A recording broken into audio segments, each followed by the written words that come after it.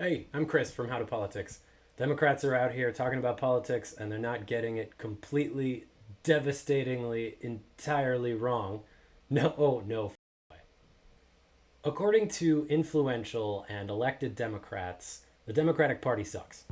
You hear this all over the Democratic Party. They say that the Democrats are wrong substantively, wrong politically, and that's why the Democrats lost the election. They say the public basically hates them. The latest example of this comes in an interview with Elissa Slotkin, senator from Michigan. She was asked why she thinks Democrats have lost so many working class voters. She basically gave two answers. She said one was substantively and the other one was on style. On her substantive answer, she was correct. Democratic policies on the economy have been garbage for decades. You look at dropping the public option, ignoring housing at the federal level, over focusing on 4 year public tuition. Also, inflation and economic worries were high on the list of reasons why voters supported Trump in polls. So her substantive argument is correct.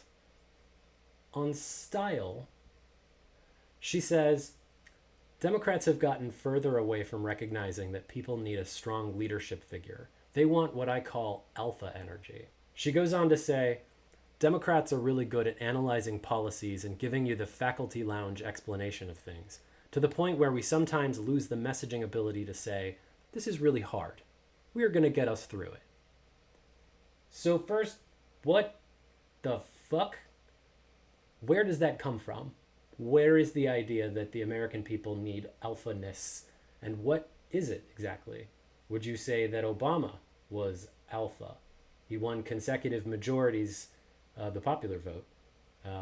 He was a law professor, and so you would expect him to be in a faculty lounge, but he's widely seen as successful and a capable communicator. So I don't know what the hell alpha energy means, and that is a dumb argument for her to make. But she is right that Democrats fail at connecting with people, and they fail at communicating that they understand the economic challenges that people face.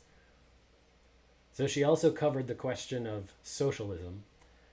And on socialism, she gets it right. She understands the central point.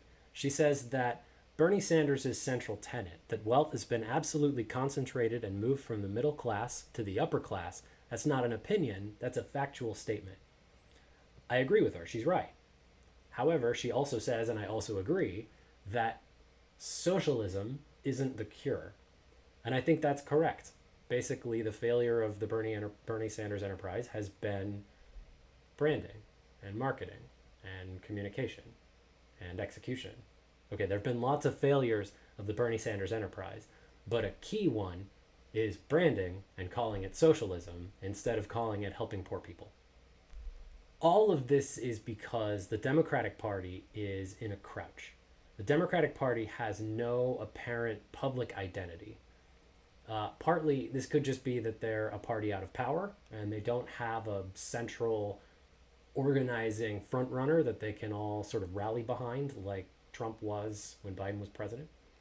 The consequence of the Democratic Party acting like this, though, is that the president operates unopposed with an overly obedient Congress, and the public is numb to the government's excesses.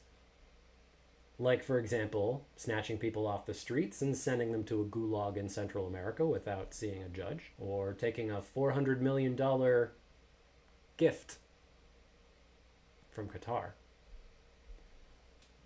Look, we deserve an opposition party that's an actual opposition party that's going to actually oppose what the administration is doing. The Democratic Party needs to get its shit together, and I appreciate that there are Democrats who are out there talking about what they think needs to be done.